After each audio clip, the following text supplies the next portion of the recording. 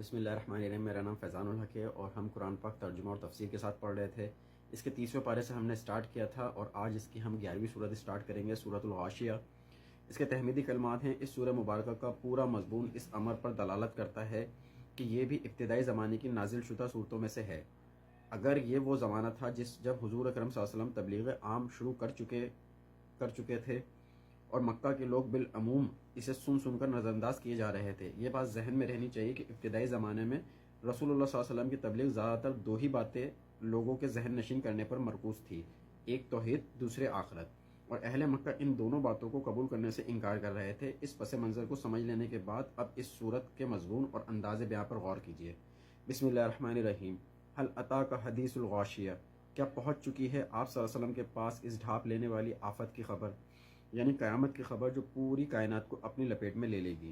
وجوہ یومئذ خاشیہ، بہت سے چہرے اس دن ذلیل ہوں گے۔ یہ مضمون اس سے پہلے سورہ قیامہ اور سورہ عبس میں بھی آ چکا ہے۔ سورۃ القیامہ میں اس صورت حال کا نقشہ یوں دکھایا گیا ہے: وجوہ یومئذ ناظرہ الی ربها ناظرہ ووجوہ یومئذ باسرہ تظن ان یفعل بہا فاقرہ۔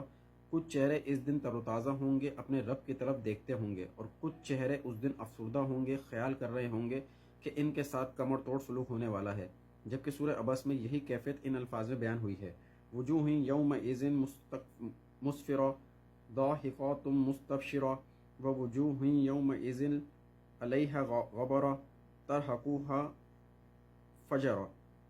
فترہ۔ اس دن کچھ چہرے روشن ہوں گے، مسکراتے ہوئے خوش و خرم، اور کچھ چہرے اس دن غبار آلود ہوں گے، ان پر سیاہی چھائی ہوئی ہوگی۔ عاملا ناصبہ، مشقت زدہ، تھکے ماندے۔ تصلی نارا حامیہ، وہ داخل ہوں گے دہکتی ہوئی آگ میں۔ تسقی من عین آنیہ، انہیں پلایا جائے گا پانی ایک کھولتے ہوئے چشمے سے۔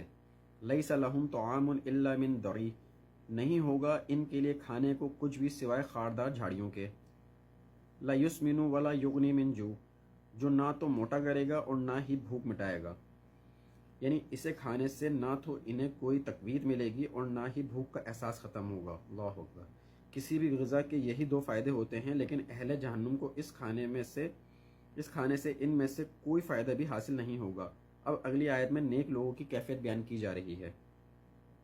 صدق اللہ العظیم۔